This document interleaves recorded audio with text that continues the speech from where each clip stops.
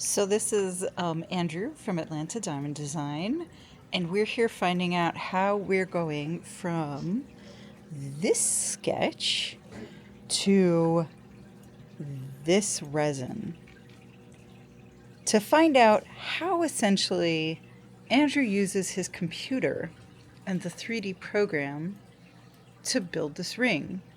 So tell us what you're doing right now, Andrew. Right now we're putting a square shank on the ring with the goal of having it look aesthetically pleasing.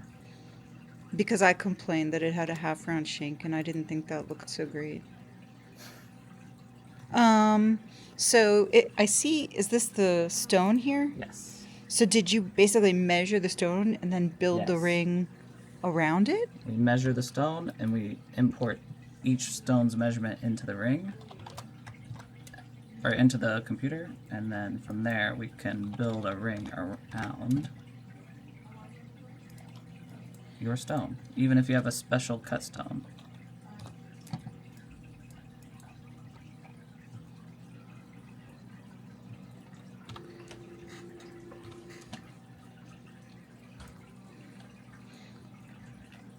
And sometimes you move stuff and you don't realize. So you moved the shank. By accident. Oh, I see. There we go.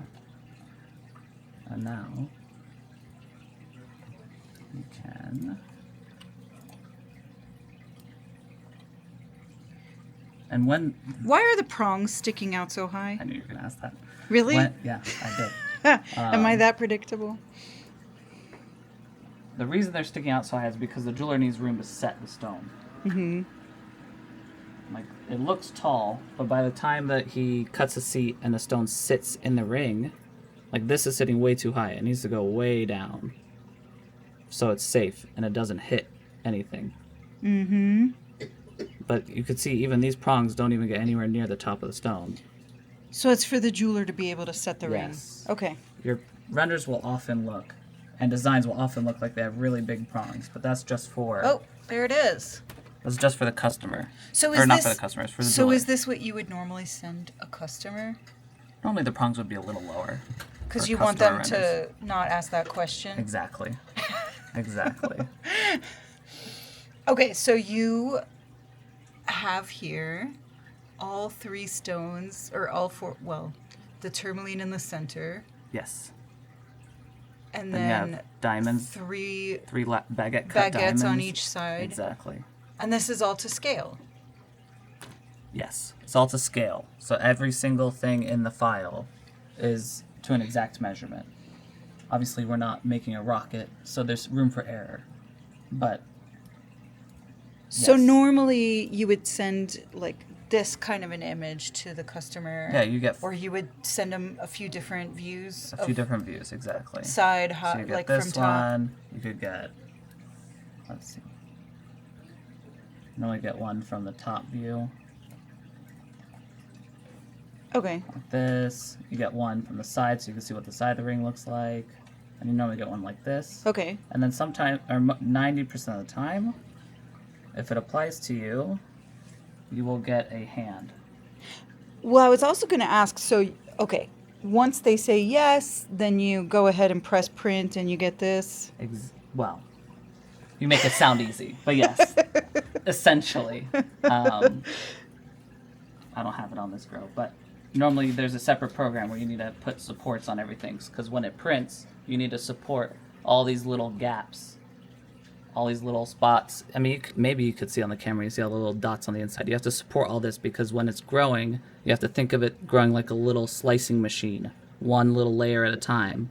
And as long as something from the previous layer is touching the next layer, you're good. But as soon as you start building your bridge, just like a bridge in real life, you need to add support structure underneath so that it doesn't collapse on itself. And that's what you do before you hit print? Before I hit print, You yes. put in all these supports? Oh yeah, you can see here. Oh, like this wow. isn't the same ring, but you get the idea where you have a whole bunch of little supports.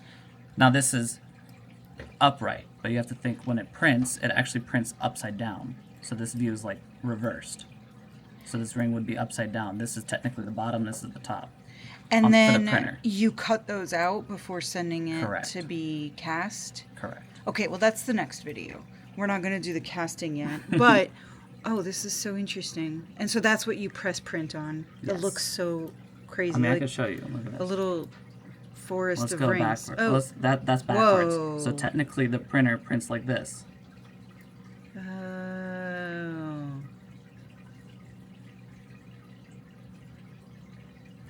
That's how a 3D printer works. Except, like I said, normally it dangles. It doesn't stand up. Okay. That's fascinating. And so the next question, I know the answer to it. I'm just, if so, once you have this, and if you have a customer that just doesn't feel certain, can they come in and try it on Of course. before That's the whole point. I haven't cast this in gold yet. Our investment is just some plastic and time. So they could, feel the size of it and the even proportion. try it on. Yeah. You know? I'm not doing that because I'm holding the camera with one hand. It's very difficult. But so they can essentially try it on their finger and normally when you have a stone that's not cut super special like this, we could even put it in and it'll sit there. So that they you can kind of see what it looks like on the hand. I But see. this stone is cut very intricately, so it doesn't really fit perfect. That's why there's iterations. Okay. Wow. This has been very fascinating, Andrew. I really appreciate it. And we'll keep touch on some other projects because I really feel like this part is really fascinating to a lot of us. Thank you, Andrew. Awesome.